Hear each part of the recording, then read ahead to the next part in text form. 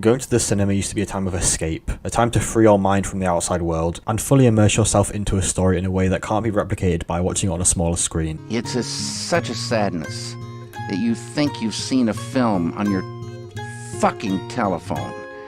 Get real. Movies were fun, they were engaging, they weren't always good, but they at least tried to be. You could tell that everyone behind the film had put real effort into it, and they genuinely wanted to tell a story that the audience would hopefully enjoy. Unfortunately, that all changed in the last decade or so. Films and TV began to introduce identity politics into their media, and this great need to cater to a tiny minority of people who are on the woke left by making white men either villains or just over the top stupid, making strong female characters basically invincible, or changing the gender or race of a character to be more diverse, even though in some cases, for example, historical dramas, it would just make a show or movie historically inaccurate. And not to mention, it's just downright lazy and actually quite disrespectful to minorities that the only way Hollywood could seem to diversify characters is by changing the race of already established ones, or changing the law of a world, rather than just, making original movies. Since around the mid-2010s, the build-up of this inclusion has been gradual, and it didn't really bother many people at first because we thought that since those movies which are pushing this message, just aren't good, surely Hollywood isn't stupid enough to continue making such projects, Surely they want to make fans happy and actually make some good profits so they can hire better directors and writers in the future, and in turn,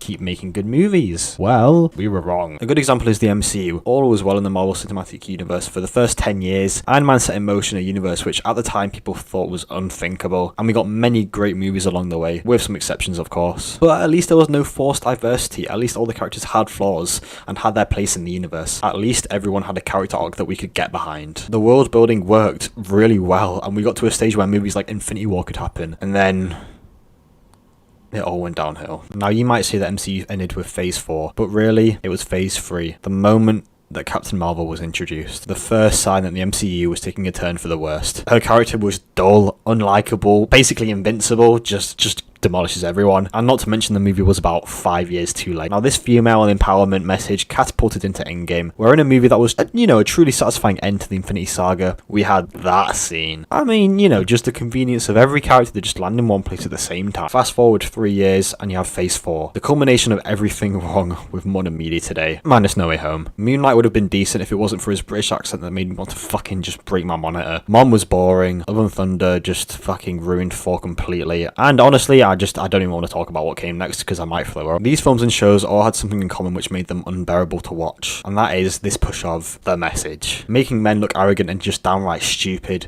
making women overly strong and superior to their male counterparts in every way possible, completely wasting a storyline that was barely interesting in the first place just to retcon it because your show was so fucking bad that you didn't know any other way to end a project that shit except to shit on the shit and act like everything's dandy. Needless to say, I wouldn't recommend a single MCU project I saw in 2022 to anyone on this planet who doesn't have rainbow hair, and I can say the same about a lot of other projects that aren't Marvel related. I didn't watch a lot of films this year, to be honest, because I wanted to remain sane, and you kind of know a year's bad when from the movies that you saw, not that many were that good.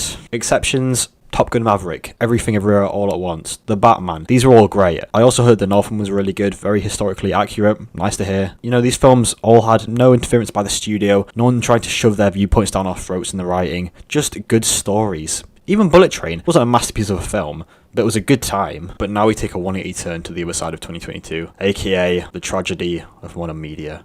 This is where we get projects like Strange World, a movie where the dad is too masculine and arrogant for his own good, and the son is a weak, fragile joke of a man who has to constantly be saved by, strong female characters. Rings of Power, a show where the main female protagonist is never in any real danger at any point, and all the male characters are, surprise, dumbed down. We're even getting people who are working on films, promoting them in a way to demonize those who, choose not to watch it. Bros, a movie about a gay couple that if you don't go and watch in cinemas, you're a homophobic weirdo. The Woman King, a movie about black women during times of slavery that if you don't go and watch in cinemas, you're racist and against women. Don't Worry Darling, a movie where one of the main characters is based off Jordan Peterson, an apparently pseudo-intellectual hero to the incel community, when in fact, he's the complete opposite. I think what we can take away here is that Hollywood clearly does not like men, especially if they're white, and the only way to empower women is by making the men look stupid. Well, guess what, Hollywood? There's plenty of examples that prove otherwise. How about you take notes? Anyway, since the last year was stacked with upset fans, rightly so, and projects bombing left, right, centre, surely Hollywood can't continue with this woke garbage any longer. Well, I have some good news. It seems that changes are being put in place. Many articles now have been released stating that Hollywood are having second thoughts and are shifting away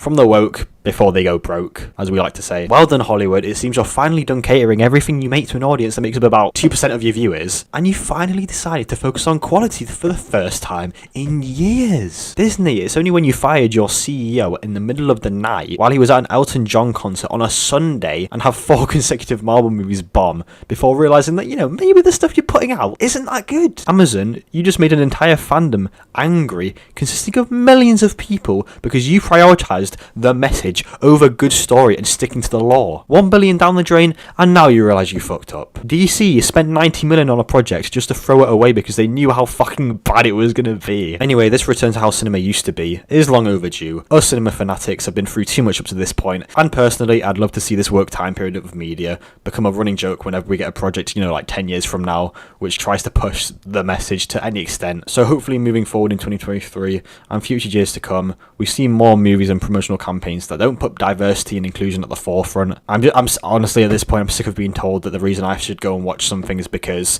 there's a strong female character, or that I'm homophobic if I don't go and see it. Just show me that it's got heart, that it's got a great story, great actors, a great team behind it. Just because it has 20 different races and genders doesn't make me want to go watch it. The story does. And hopefully, the story will actually come first from now on. Now, there is some great potential in what's coming out this year. Oppenheimer, Dune 2, Mission Impossible 7, in fact, there's 7 now, goddamn. John Wick Chapter 4. There's so many films which look like they could be great, which are coming out this year. Obviously, there are projects to be skeptical about, as with any year. But anyway, we'll see if this year can redeem what came last, to some extent. And I will see you on the other side when it all comes out. Thanks for watching. Hope you enjoyed. Subscribe. Do whatever. I'm not going to force you. Bye.